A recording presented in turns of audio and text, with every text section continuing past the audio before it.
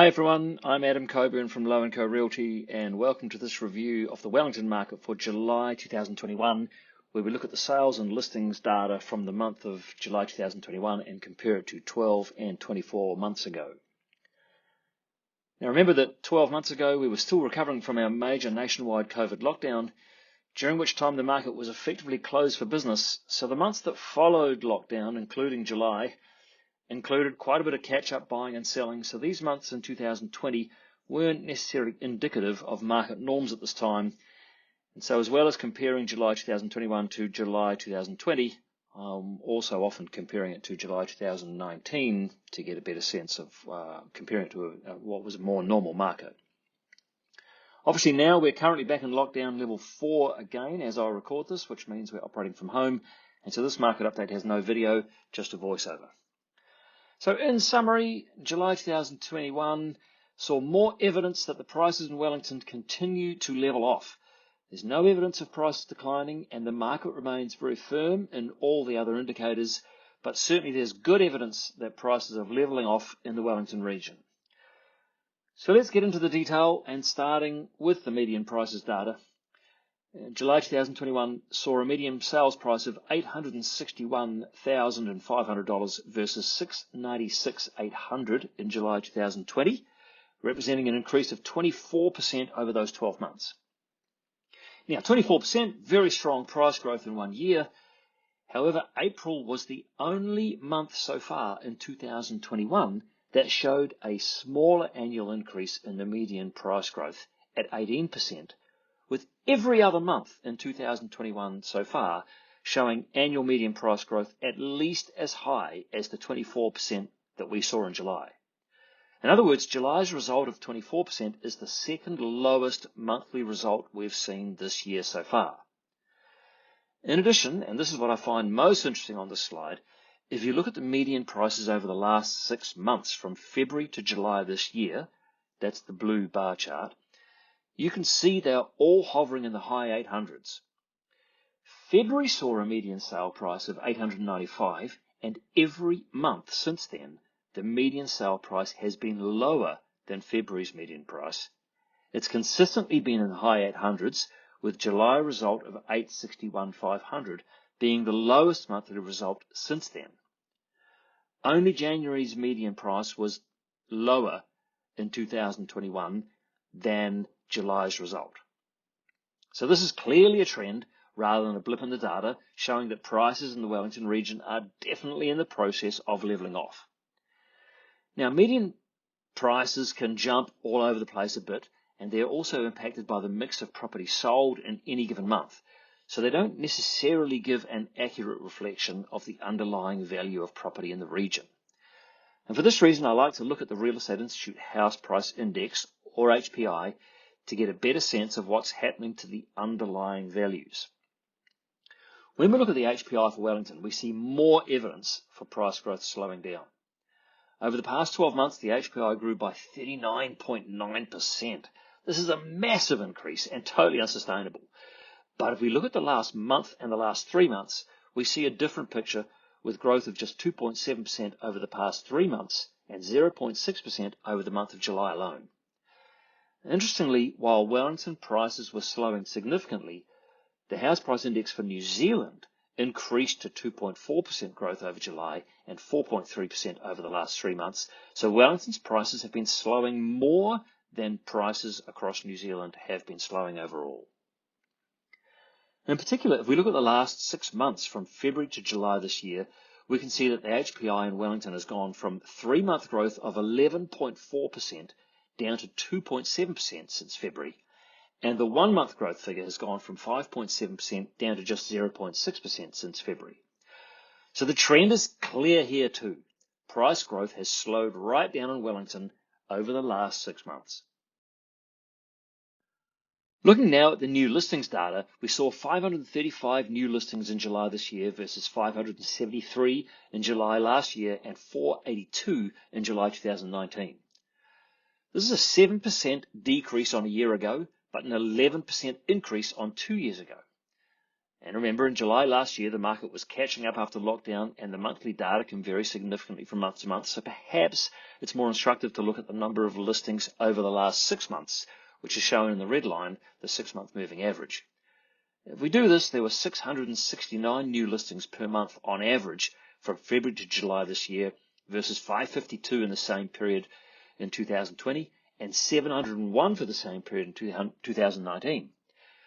So there were 21% more new listings between February and July this year compared to last year. But last year was very unusual, and we saw 5% fewer new listings this year compared to the same period in 2019. So new listings were up in July compared to July 2019, but down slightly if we look at the 6 months to July 2021 to the 6 months to July 2019. On average, over the last 6 months, the market has not kept pace with new supply to the same degree it was in 2019. Not great news for buyers, I'm afraid.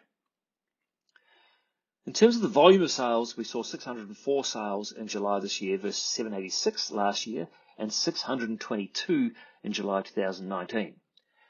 So at 604 sales in July this year, that's 23% down compared to July last year and 3% lower than July 2019. So very similar in July this year compared to 2 years ago. In July 2020, again, remember we were catching up for lost time during lockdown, so a comparison to 2019 probably more relevant, and on that basis, we're seeing very similar number of sales taking place. No sign of a slowdown in demand. Similarly, if we look at the 6-month average with the red line, we've seen 19% more sales take place compared to the same 6 months in 2020, and an identical number on average when compared to the same 6 months in 2019. So no evidence of a market slowdown, but also no evidence of increased market pressure from demand when compared to the same period 2 years ago. Duration to sell in July was 32 days in Wellington compared to 29 in July 2020 and 33 days in July 2019. And this suggests it might be getting slightly more difficult to sell compared to a year ago. But again, the market was getting extremely tight a year ago as we made up for lost time during lockdown.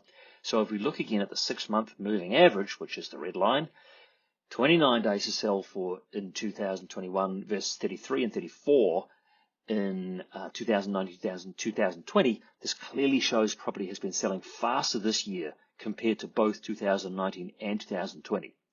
So on this basis, the market is stronger now, if anything, than it was 1 or 2 years ago. Turning now to inventory of supply on the market, we had 5 weeks worth of supply available in July 2021 compared to 10 weeks a year ago and 9 weeks 2 years ago. Now this is a remarkable and very consistent result, and the picture is clear if we look at either the monthly results, the blue bar graph, or the 6-month averages, the red line. The last 12 months since August 2020 have seen consistently very tight inventory, ranging from between 4 and 7 weeks worth of supply for a continuous 12-month period. This is the longest period of sustained market tightness that we've seen since mid to late 2016, when we saw inventory between 5 and 8 weeks for 10 continuous months. So on this basis, we have never seen a market so continuously tight as we have witnessed over the past 12 months. Again, not good news for buyers, great news for sellers. If we look at the total numbers of listings on TradeMe, this time in the month of August instead of July, we had 1,151 listings in the Wellington region about a week ago, compared to 1,272 in August 2020 and 1,469 in August 2019. This is a drop of 10% compared to a year ago and 22% compared to 2 years ago. So unlike several of our other measures, but just like the inventory measure, this shows a consistent story, regardless of the vagaries caused by lockdown, of continued tightening of overall supply in terms of listing volumes available on TradeMe.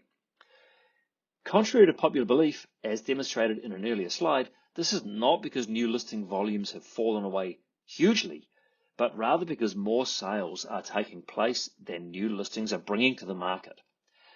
Analysis of the monthly results over the last 6 months, however, does show that the number of listings have been relatively stable for the last 6 months, so this suggests maybe we have reached the low point in terms of listings on the market. Could we be increasing Or could we see increasing levels of supply going forward on Trade Me? Could this be the glimmer of light in the market for buyers? Too early to tell, but it'll be interesting to watch this one. Obviously, we've had some recent news recently. As we headed into lockdown, we saw the Reserve Bank leave the official cash rate at 0.25% a week or so back. Everybody was expecting an increase, and this is still the case, but the tightening cycle has been delayed due to our recent level 4 lockdown. Interestingly, the Reserve Bank are predicting property prices to fall, albeit modestly, based on slower population growth and increasing levels of supply arising from significantly higher new house production between 2022 and 2024. Now, while I'm not suggesting price falls are not possible, please bear in mind that the Reserve Bank, along with pretty much everyone else, have a very poor track record of predicting these things. So to summarise, price rises have slowed significantly over the last 6 months in Wellington, while new listings and sale volumes both point to a consistently strong market, similar when compared to 2019. Duration to sell and market inventory both point to increased market strength compared to 2 years ago, and Trade Me listing volumes are very low, potentially having reached the low point, which could be the only glimmer of hope for buyers out of this whole picture. Maybe we will see Trade Me listing numbers maintained or even increased as the spring market arrives. Only time will tell. So that's everything I've got for you today. Hopefully that's interesting and useful for you. If you want specific advice or an appraisal of your property's current value, please reach out. And in the meantime, stay safe. I'm Adam Cockburn at Lowe Co, and I'll see you next month.